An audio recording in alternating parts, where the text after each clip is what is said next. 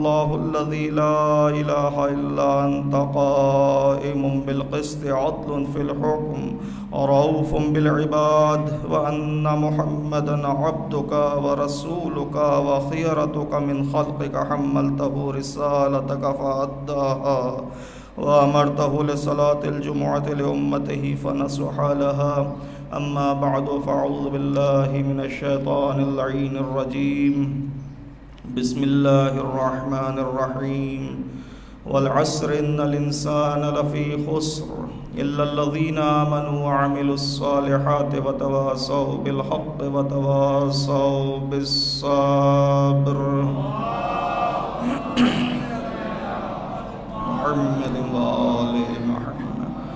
تمام تعریف رب ذوالجلال کے لیے جو ہمارا آپ کا ہر شے کا، ہر وجود کا، پوری کائنات کا، کائنات کے ہر ذرے کا خالق و مالک و رازق ہے۔ حمد و ثنا اس پروردگار عالم کی جو مہربان ہے، رحمان و رحیم ہے، جو رب العالمین ہے، جو مالک یوم الدین ہے، جس کا اختیار، جس کی قدرت، جس کی مالکیت، جس کی حاکمیت روز روشن سے زیادہ عیاں ہے۔ پوری کائنات میں ہر ذرہ اسی کی خبر دے رہا ہے، اسی کی طرف دعوت دے رہا ہے، ہر ایک اسی کی تسبیح میں مصروف ہے۔ یہ اور بات ہے کہ ہم اور آپ یہ شعور نہیں رکھتے کہ انسان کے علاوہ کسی اور کی تسبیح کو سن سکیں، سمجھ سکیں، لیکن حقیقت امر یہ ہے کہ کائنات کا ہر ذرہ، ہر شے، جو کچھ زمین و آسمان میں ہے، وہ پروردگار عالم کی تسبیح اور تقدیس میں مصروف عمل ہے، اور یہی اس کا مقصد تخلیق ہے۔ کائنات میں جو کچھ ہے وہ اللہ کی تسبیح، پاکیزگی بیان کر رہا ہے کہ پروردگار عالم ہر عیب سے، ہر نقص سے، ہر کمی سے پاک اور منزہ ہے۔ عزیزان محترم، اللہ نے انسان کو بھی اسی مقصد کے خاطر پیدا فرمایا کہ یہ انسان جتنے دن اس روئے زمین پر رہے، پروردگار عالم کی عبادت میں مصروف و مشغول رہے۔ ہر سانس اللہ کی تسبیح کرے، صبح سے رات تک اللہ کی عبادت کرے۔ اور میں بارہا یہ بات عرض کر چکا ہوں اور یاد دلا رہا ہوں، اور اپنے ان ساتھیوں کے لیے جو آج ماہ مبارک رمضان کی برکت سے استفادہ کرنے کے لیے، فائدہ اٹھانے کے لیے اللہ کی بارگاہ میں حاضر ہوئے ہیں، اور ساتھ ہی یہ دعا کرتا ہوں کہ پروردگار ان کو توفیق عطا فرما کہ پورے سال اور ساری زندگی اللہ کی عبادت کے لیے حاضر ہوتے رہیں۔ عزیزان محترم، اللہ نے بہانے سے، طرح سے، موقع سے انسان کو انعامات اور اکرامات سے نوازا ہے۔ بلکہ اگر یہ کہا جائے تو غلط نہ ہوگا کہ پروردگار عالم مسلسل یہ چاہتا ہے کہ انسان کو نوازتا رہے، عطا کرتا رہے، مادی نعمتیں بھی، معنوی نعمتیں بھی۔ توجہ چاہتا ہوں، بہت اہم مطلب کی طرف اشارہ کرنا چاہتا ہوں تاکہ آپ اور ہم سب متوجہ ہوں۔ پروردگار عالم طرح سے یہ موقع بناتا ہے کہ انسان اللہ کی رحمت سے بہترین فائدہ اٹھائے۔ یہ ماہ مبارک رمضان اللہ کا ایک انعام ہے، حقیقت میں انعام ہے، تحفہ ہے، اس کی عنایت ہے، اس کی بخشش ہے۔ یہ کیسے؟ ایسے کہ پروردگار عالم نے اس مہینے میں سانس لینا تسبیح قرار دے دیا۔ دیکھیے، سانس لینے کے اوپر توجہ کریں۔ سانس انسان غیر ارادی طور پر لیتا ہے، ایسا نہیں ہے کہ انسان اپنے اختیار سے اپنے ارادے سے سانس لے رہا ہے اور جیسا ارادہ کرے گا ویسا کرے گا، یعنی جب ارادہ کرے گا سانس لے گا اور جب ارادہ کرے گا سانس نہیں لے گا، ایسا نہیں ہے۔ اور اس کی دلیل یہ ہے کہ انسان سو بھی جاتا ہے تو سانس لیتا رہتا ہے، جبکہ سوتے میں انسان اپنے ارادے سے باہر ہوتا ہے۔ تو انسان کا سانس لینا سونے کی حالت میں یہ بتاتا ہے کہ یہ سانس لینے کا عمل، یہ سانس لینے کا نظام پروردگار عالم نے اس طریقے سے انسان کے ساتھ رکھ دیا ہے کہ اب انسان چاہے نہ چاہے سانس لیتا رہے گا۔ اچھا، کچھ دیر کے لیے اگر ارادہ کرے تو سانس روک ضرور سکتا ہے۔ مثال کے طور پر آپ یہیں بیٹھے بیٹھے تجربہ کریں، ارادہ کریں کہ میں 10 سیکنڈ تک، 20 سیکنڈ تک، 30 سیکنڈ تک سانس نہیں لوں گا، لیکن جیسے ہی انسان کی جسم میں آکسیجن کی کمی ہوتی ہے خودکار طور پر، غیر ارادی طور پر انسان سانس لینے پہ مجبور ہو جاتا ہے۔ گویا جہاں ایک طرف سانس لینا انسان کا غیر ارادی ہے، وہیں ایک طرف سانس لینا، سانس نہ لینا انسان کے اختیار سے باہر ہے، ماں سوائے چند سیکنڈوں کے۔ یہ اللہ کا کرم ہے کہ اس نے نظام تنفس اتنا بہترین انسان کے لیے خلق فرمایا۔ پورے نظام کو دیکھ لیجئے سانس لینے کے، یہ ناک کے نتنوں سے لے کر، بلکہ یہاں سے بھی نہیں، ہوا میں آکسیجن کی تخلیق سے لے کر، آکسیجن ہی سے تو سانس لیتا ہے نا انسان، کوئی اور گیس تو نہیں سانس لینے کے ذریعے سے اپنے پھیپھڑوں تک پہنچاتا۔ آکسیجن خلق فرمائی، یہ ناک کے نتنے خلق فرمائے، یہ نالیاں خلق فرمائیں، یہ پھیپھڑے خلق فرمائے، پھیپھڑوں میں آکسیجن کو جذب کرنے کی صلاحیت خلق فرمائی، اس آکسیجن کو جو جذب کرتے ہیں پھیپھڑے، اس کو خون میں ملانے کی صلاحیت بلکہ نظام خلق فرمایا اللہ نے۔ یہ سب کچھ ہو رہا ہے، انسان بے خبر ہے۔ ہاں، سانس لیتا ہے ہر لمحے، لیکن سانس کو ایجاد کرنے والے خالق کی طرف توجہ کم ہی کرتا ہے۔ عزیزان محترم، پھر یہ ماہ مبارک رمضان رکھ دیا اور اس رمضان میں سانس لینے کو تسبیح قرار دے دیا۔ ہاں، اب ذرا ان دونوں مطالب کو آپس میں ملائیے کہ ایک مرتبہ انسان سینکڑوں نہیں، ہزاروں نہیں، لاکھوں نہیں، کروڑوں نہیں، اربوں نہیں، بلکہ انگنت مرتبہ زندگی کی ابتدا سے لے کر اختتام تک سانس لیتا ہے، اور جتنے سال جیتا ہے اس دنیا میں اتنے سال ماہ مبارک رمضان آتا ہے، اور پھر ماہ مبارک رمضان میں سانس لینے کو اپنی تسبیح قرار دے دیتا ہے۔ اللہ اکبر، اللہم صلی علی محمد وآل محمد وعجل فرجہم۔ ذرا سا توجہ چاہتا ہوں میں انسان آپ حضرات کی۔ میں ایک سوال کر سکتا ہوں یہاں پر آپ سے، یہ بتائیے انسان ایک مرتبہ، 1 منٹ میں کتنی مرتبہ سانس لیتا ہے؟ کسی نے کوئی تحقیق پڑھی ہے، کبھی تجربہ کیا ہے؟ اچھا، میں آپ حضرات کو متوجہ کرنے کے لیے، جی آواز آئی، کوئی صاحب جواب دے رہے ہیں؟ نہیں، وہ دل دھڑکتا ہے سانس لینے کی، 36 شاید بھاگتے میں بتاتا ہوں۔ ابھی میں نے ریسرچ پڑھی ہے ایک محقق کی، انہوں نے کہا کہ انسان جب بیٹھا ہوا ہو، حالت سکون میں ہو، جیسے ہم اور آپ ہیں اس وقت، میں تو شاید اتنا حالت سکون میں نہیں ہوں، 1 منٹ میں 20 مرتبہ سانس لیتا ہے۔ لیکن اگر انسان چلتا ہے تو سانس کی تعداد بڑھ جاتی ہے 1 منٹ میں، بھاگتا ہے تو اور بڑھ جاتی ہے۔ تو سانسیں بڑھتی ہیں، کم نہیں ہوتی۔ ہاں، تو اب اگر حالت روزہ میں آپ اللہ کی راہ میں بھاگیں، دوڑیں، جد و جہد کریں تو آپ کی سانسیں بڑھیں گی، یعنی آپ کی تسبیح بڑھے گی۔ ہاں، 1 منٹ میں 20 مرتبہ سانس لیتا ہے، یعنی ایک گھنٹے میں انسان 1200 دفعہ سانس لیتا ہے. 1200 تسبیحاں. اچھا اب اس کو آئیے دیکھیں کہ 24 گھنٹے میں کتنی دفعہ سانس لیتا ہے انسان. تو 24 گھنٹے میں انسان 28,800 دفعہ سانس لیتا ہے. یہ 28,800 دفعہ سانس لینا ایک محتاط اندازے کے مطابق پروردگار عالم اپنی تسبیح قرار دے رہا ہے.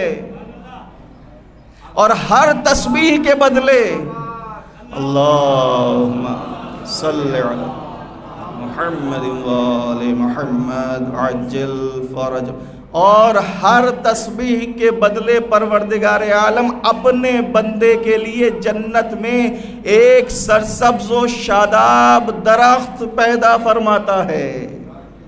اللہ اکبر. اب دیکھیں ذرا عنایت پروردگار عالم. اگر اللہ کا ایک بندہ اللہ کی مشیت اور اس کے حکم کے مطابق یہ ماہ مبارک رمضان گزارے تو فقط ایک دن اور رات میں پروردگار عالم جنت میں اس کے لیے 28,800 درخت پیدا فرمائے گا. ذرا اندازہ لگائیے اس دنیا کے باغات اور اس دنیا کے جنگلات، بلکہ باغات کہوں کہ کتنا بڑا باغ ہوگا کہ جس میں 28,800 درخت ہوں گے. فقط ایک دن کے بدلے اس کو اب 30 روزوں سے ملٹیپلائی کر دیجئے. 30 دن کا ماہ مبارک رمضان ہوتا ہے.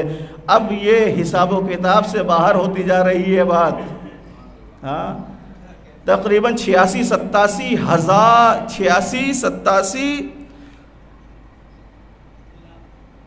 8,70,000 درخت ایک ماہ مبارک رمضان میں بنتے ہیں.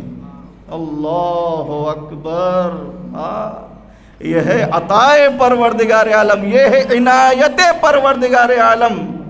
اور پھر دوسری بات یہ کہ ماہ مبارک رمضان میں انسان کا سو جانا عبادت. عام دنوں میں تو انسان اگر اللہ کی عبادت کرے، بندگی کرے تو عبادت. ماہ مبارک رمضان میں اگر سو بھی جائے تب بھی عبادت. اللہ اکبر. کیا عنایت پروردگار ہے، کیا الطاف پروردگار عالم ہے انسان کے اوپر. اور پھر اس سے بڑھ کے اللہ نے اس مہینے کو اپنی ضیافت کا مہینہ قرار دیا ہے. ضیافت اللہ.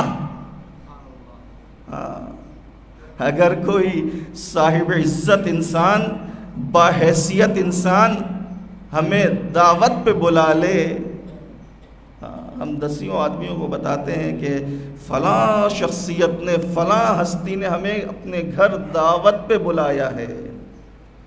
پروردگار عالم اس مہینے کو ضیافت اللہ کا مہینہ قرار دے رہا ہے. اچھا، ہماری اور آپ کی کمزوری یہ ہے کہ ہمیں اپنی سر کی آنکھوں سے مادی نعمتیں نظر آتی ہیں. ایسا ہی ہے نا، معنوی نعمتیں تو دل کی آنکھوں سے نظر آتی ہیں، مادی نعمتیں سر کی آنکھوں سے نظر آتی ہیں. چنانچہ ہماری ساری توجہ اس رنگین دسترخوان کی طرف ہوتی ہے ماہ مبارک رمضان میں جس پر اللہ کی نعمتیں بھری ہوئی ہیں، یعنی کھانے پینے کی اشیاء. لیکن نہیں، پروردگار عالم نے یہاں اس طرف اشارہ نہیں فرمایا، بلکہ ضیافت اللہ قرار دے کر پروردگار عالم یہ بتا رہا ہے اس مہینے میں میں تمہارے لیے ایسا دسترخوان بچھاتا ہوں جس پر اپنی معنوی نعمتیں بھر دیتا ہوں. مادی نعمتیں. اللہ اکبر، اللہ اکبر. یا رسول اللہ، یا رسول اللہ.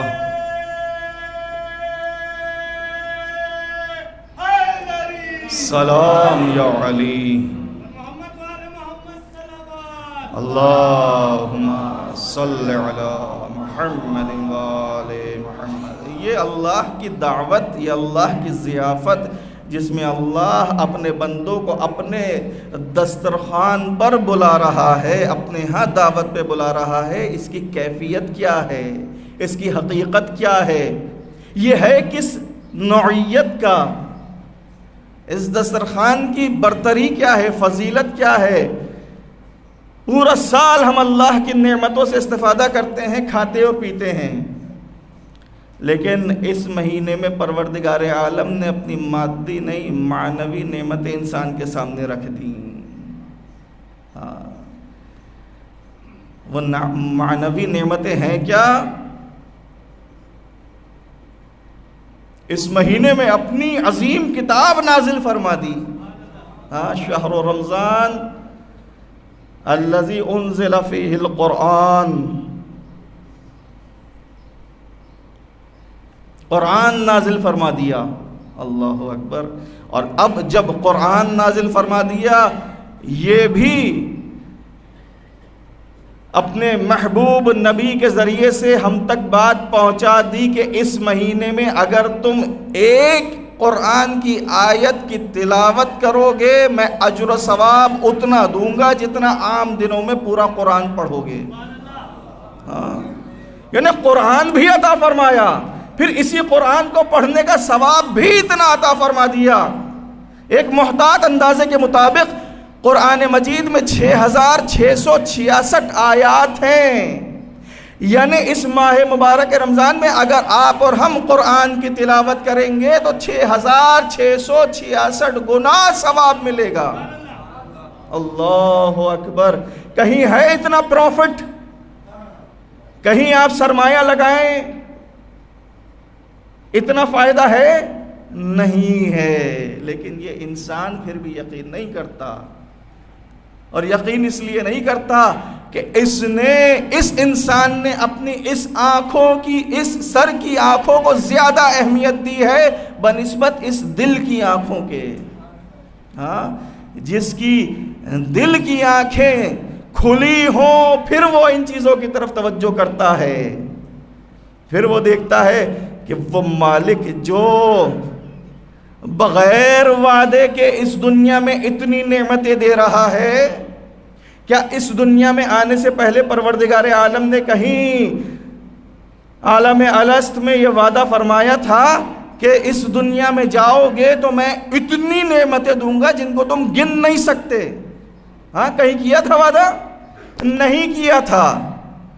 جب وعدہ نہ کر کے پروردگار عالم نے اس دنیا کو اپنی نعمتوں سے بھر دیا، اتنی نعمتیں جن کو ہم گن ہی نہیں سکتے، شمار ہی نہیں کر سکتے، تو پھر جن نعمتوں کا وہ وعدہ فرما رہا ہے، جن نعمتوں کی بشارت دے رہا ہے، جن نعمتوں کو ہمارے معمولی اعمال کا بدلہ قرار دے رہا ہے،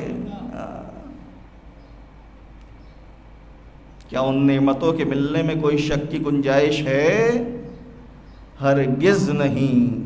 تو قرآن کے ذریعے سے پروردگار عالم ہماری اور آپ کی پذیرائی کر رہا ہے۔ اور کیا؟ اس مہینے میں اللہ نے اپنے معنوی روحانی دسترخوان پر ہمارے لیے شب قدر رکھ دی۔ اللہ اکبر، اللہ اکبر۔ شب قدر جو 1000 مہینوں سے افضل ہے، وہ شب جس میں ملائکہ اترتے ہیں، انسان کی بگڑی تقدیر سنورتی ہے، انسان کی دعائیں مستجاب ہوتی ہیں۔ اور اب جب دعا کا ذکر آ گیا، مجھے قرآن مجید کی وہ آیت یاد آ رہی ہے، سورہ بقرہ کی آیت نمبر 186۔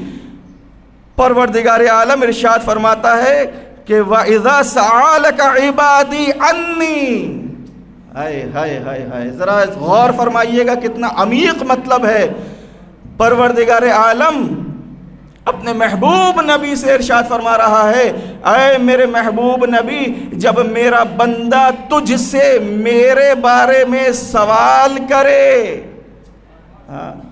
تو اب ہونا کیا چاہیے تھا؟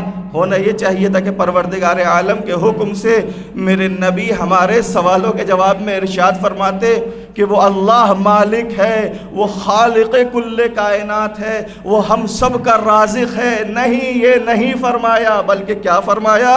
وَإِذَا سَأَلَكَ عِبَادِ أَنِّي فَإِنِّي قَرِيب. اے میرے بندے، تو پریشان کیوں ہوتا ہے تنہائی سے؟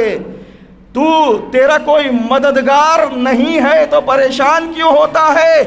میں تجھ سے قریب ہوں. اللہ اکبر، اللہ اکبر. حقیقی امر، حقیقی جواب یہ نہیں ہوتا. حقیقی جواب تو یہ ہوتا کہ میں پوچھوں اپنے نبی سے کہ ہمارا رب کون ہے، تو اللہ کا محبوب نبی جواب میں یہ کہتا کہ ہمارا رب ہمارا مالک ہے، ہمارا خالق ہے، ہمارا رازق ہے، وہ قیوم ہے، وہ حی ہے، وہ زندگی عطا کرنے والا ہے، وہ موت دینے والا ہے، وہ ہمارے بگڑے کاموں کو سنوارنے والا ہے، وہ ہماری سننے والا ہے، وہ علیم ہے، وہ خبیر ہے، وہ سمیع ہے، وہ بصیر ہے. ہاں، وہ ایسا وجود ہے جو واجب الوجود ہے، جس کا وجود، جس کا ہونا لازمی و ضروری ہے. کوئی ایسا زمانہ نہ تھا جب اللہ نہ تھا، اور کوئی ایسا زمانہ آئے گا نہیں جب اللہ نہیں ہوگا. لیکن اللہ کے حکم سے قرآنی آیت جو نازل ہوئی، اللہ نے جو قرآنی آیت نازل فرمائی اپنے محبوب نبی پر، اس میں محبوب نبی لوگوں کے اس سوال کے جواب میں ارشاد فرما رہے ہیں فَإِنِّي قَرِيب. کہہ دو اے میرے نبی، بس میں یقیناً میں قریب ہوں. اجیب دعوت الداعی اذا دعان. اللہ نے مایوس انسان کو کیا حسین امید دلائی. میں جواب دیتا ہوں جب پکارنے والا مجھے پکارتا ہے. اللہ اکبر. ایسا جامع جواب ہے. بھوکا اگر پکارے گا اللہ اس کا جواب دے گا، اس کو کھانا عطا فرمائے گا. میں رزق نہیں کہہ رہا ہوں، کیونکہ رزق کے معنی بہت وسیع ہیں. ہم مادی رزق کی طرف چلے جاتے ہیں، جبکہ معنوی رزق بہت وسیع ہے مادی رزق سے. جب مشکل میں گرفتار شخص اللہ کو پکارے گا تو اللہ جواب دے گا، اس کی مشکل کو حل فرمائے گا. جب بیمار اسے پکارے گا پروردگارا مجھے شفا عطا فرما، پروردگار عالم اس کو شفا عطا فرما کے جواب دے گا. جب بے روزگار پکارے گا پروردگار مجھے روزگار عطا فرما، پروردگار اس کو رزق حلال عطا فرمائے گا اور جواب دے گا. کیا جامع جواب ہے. اور پھر اللہ جو قریب ہے اسے جب پکارنے والا پکارے گا اور اللہ اسے جواب دے گا، تو اب اللہ یہ ارشاد فرماتا ہے فَلْيَسْتَجِيبُوا لِي. اے میرے بندے، میں تیرے بہت قریب ہوں. جب تو نے مجھے پکارا میں نے تیرا جواب دیا. استجابت دعا کی، پس جب میں تجھے پکاروں تو بھی جواب دے. عزیزان محترم، یہاں آ کے انسان مار کھا جاتا ہے، یہاں آ کے انسان ہار جاتا ہے. وہ رب جو حاکم مطلق ہے، حاکم جتنا طاقتور ہوتا ہے نا، رعایا کا جواب اتنی ہی دیر میں دیتا ہے. یہ ہے دنیاوی حاکموں کی بات. حکومت جتنی مضبوط ہو عوام کے مطالبات اتنی ہی دیر میں پورے کرتی ہے. آپ غور کیجئے گا اس بات پر. حکومت جتنی کمزور ہو عوامی مطالبات اتنی ہی جلدی قبول کرتی ہے. لیکن پروردگار عالم کے ہاں معاملہ بالکل برعکس ہے.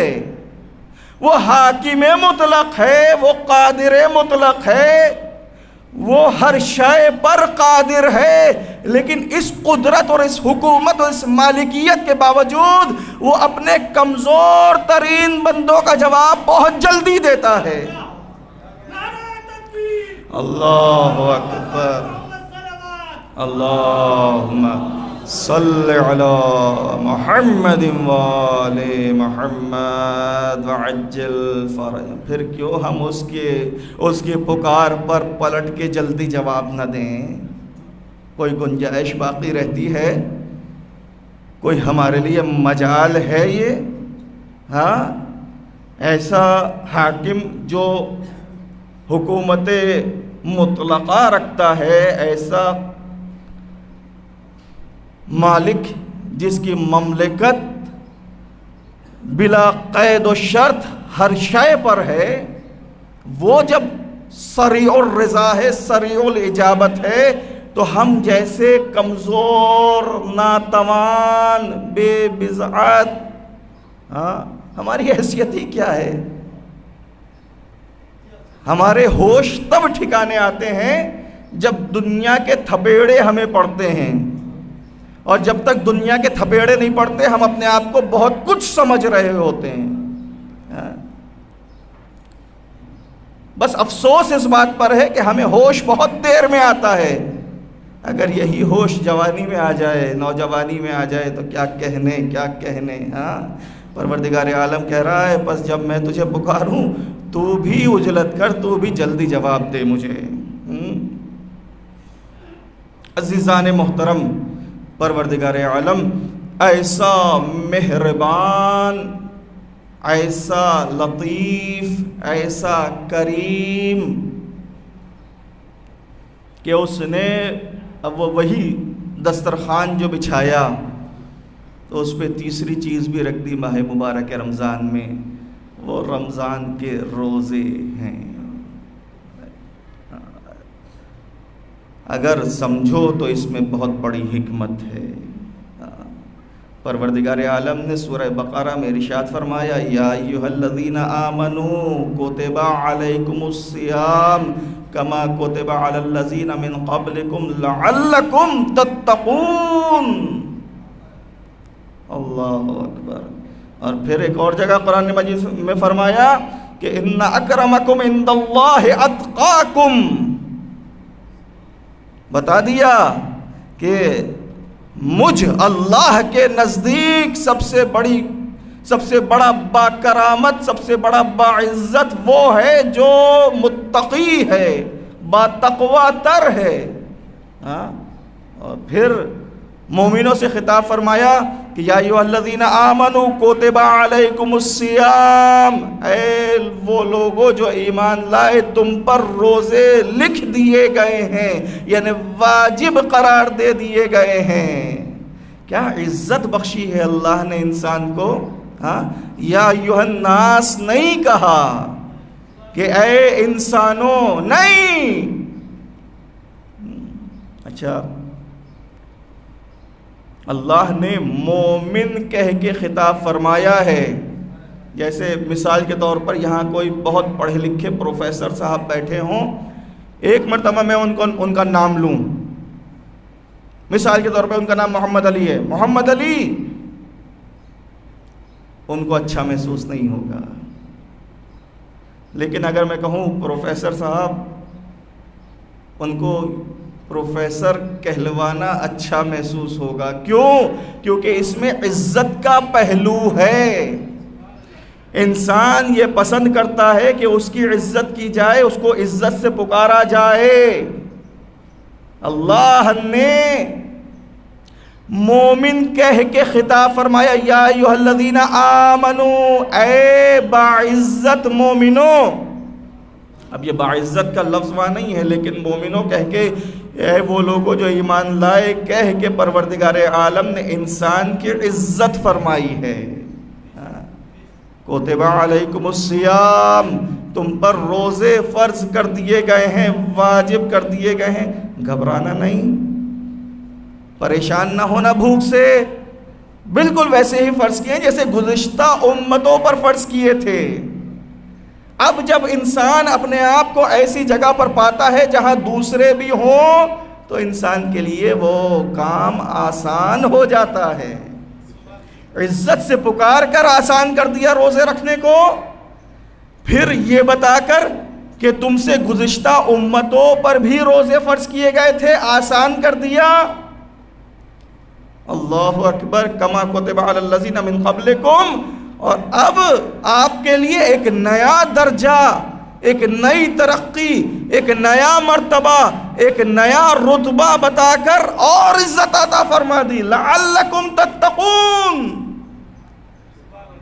کہ تاکہ تم با تقوی ہو جاؤ، متقی ہو جاؤ۔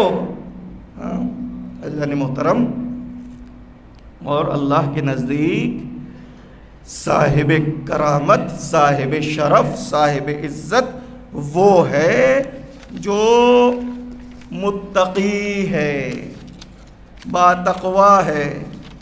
اللہ تعالی ہمیں اور آپ کو چاہتا ہے کہ ہم مومن تھے رمضان سے پہلے، رمضان گزرنے کے بعد اور روزے رکھ کے متقی بن جائیں، ترقی ہو جائے ہماری۔ ہم نہیں چاہیں نہ چاہیں، ہمارا مالک چاہتا ہے کہ ہم ترقی کر جائیں، اور یہ ہماری ناسمجھی ہوتی ہے عزیزان محترم کہ ہم روزے رکھتے ہیں، اور روزہ بھی عجیب عبادت ہے، عجیب عبادت ہے۔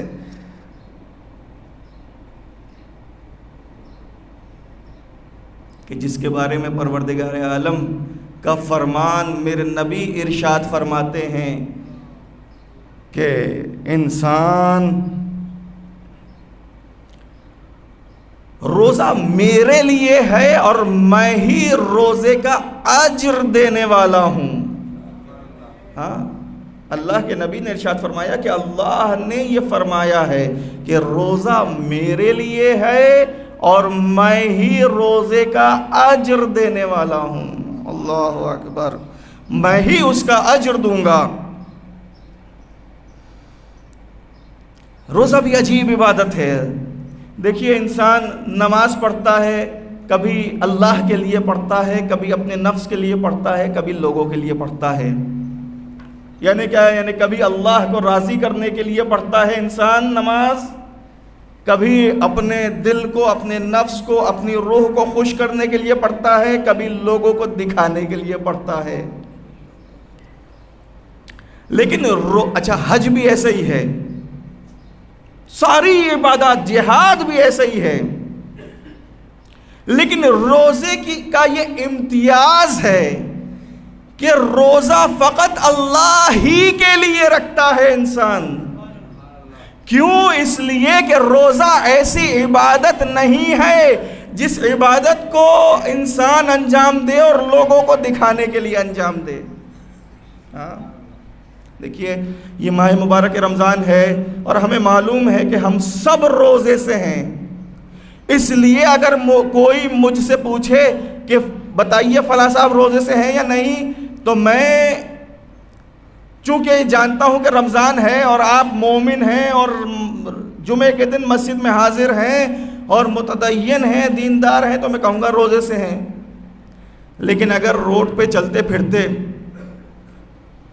کسی انسان کے بارے میں کوئی دریافت کرے کہ یہ روزے سے ہیں یا نہیں ہیں، شعبان کا مہینہ ہے، رجب کا مہینہ ہے، فرض کیجئے ماہ مبارک رمضان بھی نہیں ہے، تو آپ کہیں گے پتہ نہیں روزے سے ہیں یا نہیں۔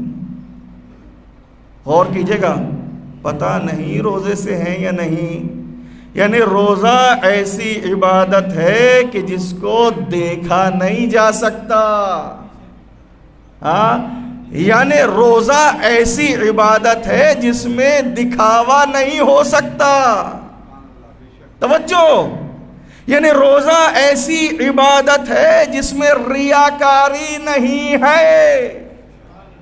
یعنی روزہ ایسی عبادت ہے جو اللہ کے لیے ہے، جو رضائے پروردگار عالم کے لیے۔ اسی لیے اللہ نے ارشاد فرمایا کہ روزہ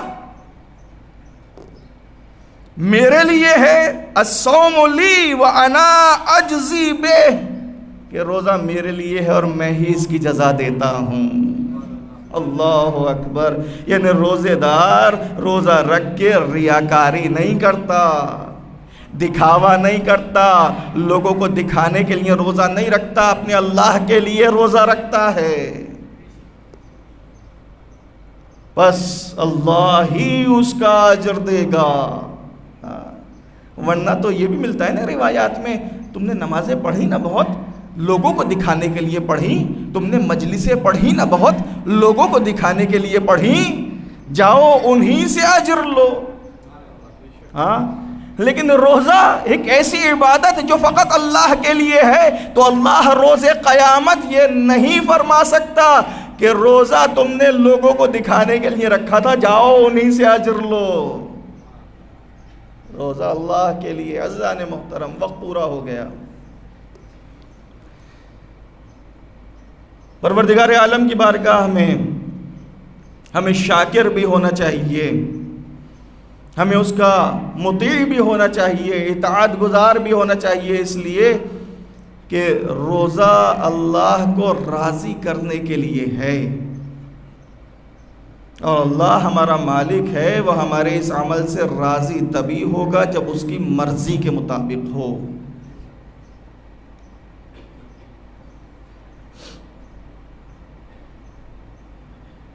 ہماری مرضی کے مطابق نہ ہو. لیکن کچھ لوگ روزہ رکھتے ہیں اپنی مرضی کے مطابق، اپنی مرضی کے مطابق. اب اللہ نے اگر کہہ دیا کہ اگر سفر میں ہو تو روزہ نہیں رکھو گے، بعد میں عدد پورا کرو گے، تو کچھ روزے رکھے جا رہے ہیں سفر میں بھی. اگر بیماری کی وجہ سے، بڑھاپے کی وجہ سے، کمزوری کی وجہ سے روزے معاف ہو گئے ہیں، پھر بھی رکھے جا رہے ہیں. دل نہیں مانتا، دل نہیں مانتا. زندگی میں 60 برس روزے رکھے، اب جب 75 سال کے ہو گئے، اگرچہ پیروں میں چلنے کی طاقت نہیں ہے، ٹانگیں کانپ رہی ہیں، اٹھ بیٹھ نہیں سکتے، ڈاکٹر نے بھی منع کر دیا ہے، پھر بھی روزے رکھ رہے ہیں. نہیں، روزہ یعنی اللہ کی بندگی.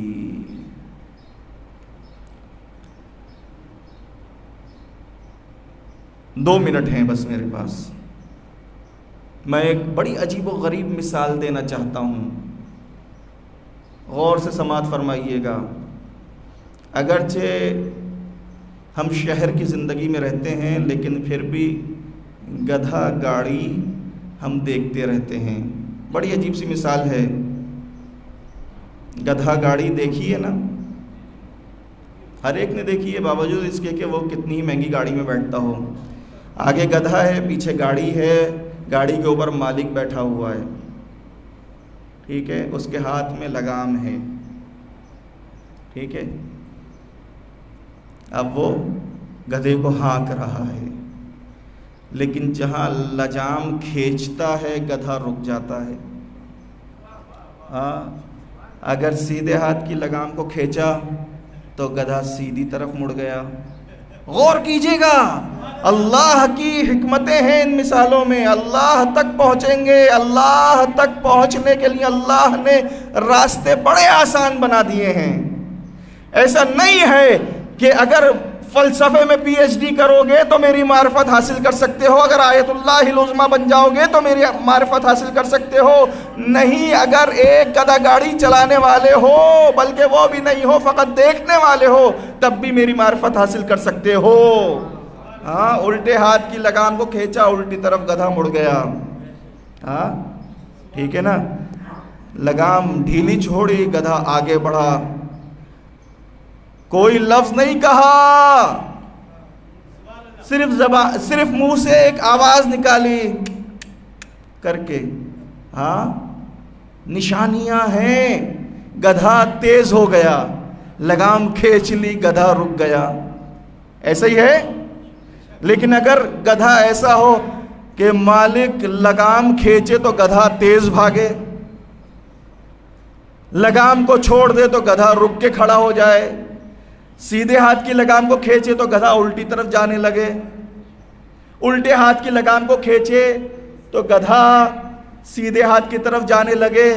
اب میرا سوال یہ ہے کہ ان دونوں گدھوں میں سے کون اپنے مالک کا مطیع ہے، کون اطاعت گزار نہیں ہے؟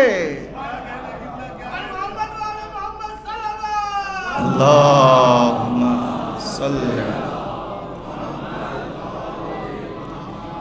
ہر شخص جو اتنی سی بھی عقل رکھتا ہے وہ یہ کہے گا وہ گدھا مالک کا اطاعت گزار ہے جو مالک کے اشاروں پر چلے۔ آئیے اشرف المخلوقات کی طرف، انسان وہ اطاعت گزار ہے، وہ کامیاب ہے، وہ متقی ہے جو اپنے مالک کے اشاروں پر چلے۔ مالک نے کہہ دیا رک جاؤ، رک جائے۔ مالک نے کہہ دیا بڑھ جاؤ، بڑھ جائے۔ مالک نے کہا سیدھے ہاتھ کی طرف مڑ جاؤ، وہ سیدھے ہاتھ کی طرف مڑ جائے۔ مالک نے کہہ دیا الٹے ہاتھ کی طرف مڑ جاؤ، وہ الٹے ہاتھ کی طرف مڑ جائے۔ وہ اطاعت گزار بندہ ہے۔ عربی میں گدھے کو مطیع کہا جاتا ہے، یعنی مالک کا اطاعت گزار ہوتا ہے۔ اے انسانوں، اپنے مالک کے احکام کی خلاف ورزی کر کے کیا گدھے سے بھی بدتر ہونا چاہتے ہو؟ اللہ اکبر، اللہ اکبر۔